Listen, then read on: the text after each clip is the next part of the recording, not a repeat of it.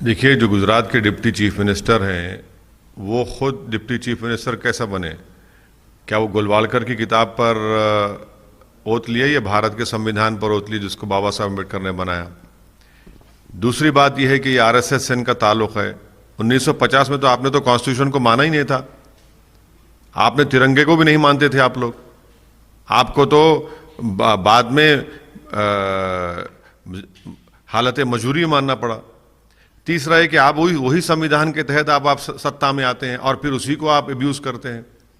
चौथी बात यह है कि बार बार क्यों डर दिलाते हैं हमारे हिंदू भाइयों को कि मुसलमान का पॉपुलेशन बढ़ेगा। 200 साल लग जाएंगे अगर ये ग्रोथ रेट रहा तो वो तो नहीं होगा, ग्रोथ रेट गिरेगा। और पांचवी बात यह है कि जब तक संविधान ये जो रहेगा जिसको हमारे संविधान बनाने वालों ने बनाया, जिसमें बाबा साहब शामिल हैं, तो मुल्क सेकुलर रहेगा।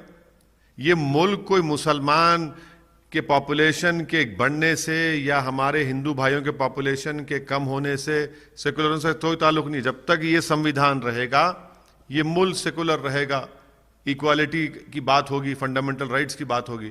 तो इनका बयान सरासर बकवास है और हमेशा की तरह ये सिर्फ सियासत कर रहे हैं और मुसलमानों के ताल्लुक से डर पैदा करने की कोशिश की जा रही है। कमेटी में भारत अब उन 100 तालिबान के लीडर को डीलिस्ट करेगा या नहीं करेगा अगर आएगा प्रपोजल, और अगर नहीं करेगा तो फिर क्या आप भारत में अनलॉफुल एक्टिविटीज प्रिवेंशन एक्ट के तहत टेररिस्ट ऑर्गेनाइजेशन में तालिबान को शामिल करेंगे नहीं करेंगे? आप बताइए ना। आप आए दिन आपके बीजेपी के स्पोक्सपर्सन जो उनको अपोज करता है तालिबान ही कहते हैं। अरे तालिबान के बारे में आपकी कोई पॉलिसी नहीं है। जयशंकर साहब स्पीच देते हैं यूनाइटेड नेशन में और तालिबान का नाम तक नहीं लेते, पर प्राइम मिनिस्टर चीन का नाम लेते। क्यों नहीं नाम लेते भाई आप? क्या हम वो जो लोग जो तालिबान के खिलाफ हैं, क्या भारत उनकी मदद करेगा? क्या हम आर्मी इन एक्साइल बनाएंगे? ये जवाब देना सरकार जवाब ही नहीं देती सरकार इस बारे में, और भारत मार्जिनलाइज हो चुका है वहां पर अफगानिस्तान के हद तक।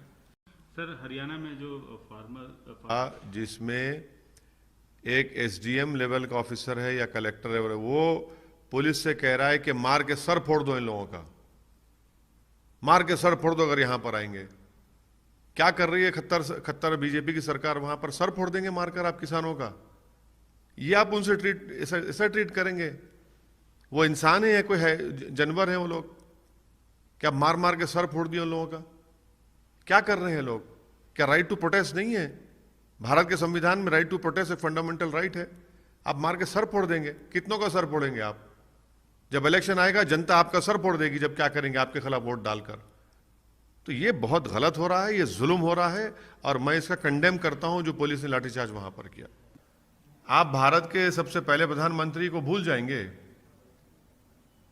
भारत के पहले प्रधानमंत्री कैसे भूलेंगे भाई? जिसने आजादी की लड़ाई में हिस्सा लिया, आप कैसे मौलाना अबुल कलाम आजाद को भूल जाएंगे? किसने बना आईसीएचआर को? कौन बनाने में, आईसीएचआर बनाने किसका बड़ा रोल था उसमें? और आप अगर इन लोगों को फोटो नहीं डालने से अगर आप ये समझ रहे हैं कि लोग भूल जाएंगे, देश भूल जाएगा, नहीं भूल जाएगा। आपको तो अपने ज़र्फ का मुजाहरा करना पड़ेगा, मैग्नेनिटी दिखाना पड़ेगा। इतना क्यों गिर रहे हैं आप? हाँ, पंडित नेहरू हो या कोई भी लीडर हो, हम उनकी गलतियां हो सकती हैं, मगर क्या आप ये बोलेंगे उनका रोल ही निकाल देंगे? तो ये तो गलत बात है, ये तो ठीक नहीं हो रहा है। भाई आज़ादी जब का अमृत महोत्सव बना रहे हैं तो सबको सेलिब्रेट करिए। जिन्होंने इस देश को आज़ाद कराने में अपना रोल अदा किया, जिसमें वो उलेमाओं का भी रोल शामिल होना चाहिए, जिन्होंने अंग्रेज़ों के खिलाफ जिहाद का फतवा दिया था, जिन्होंने काला पानी की सजाएं काटी थी। तो सब ने मिलकर इस देश को आज़ाद किया ना। एक मखसूस आइडियोलॉजी के लोगों ने तो आज़ाद नहीं किया इस देश को।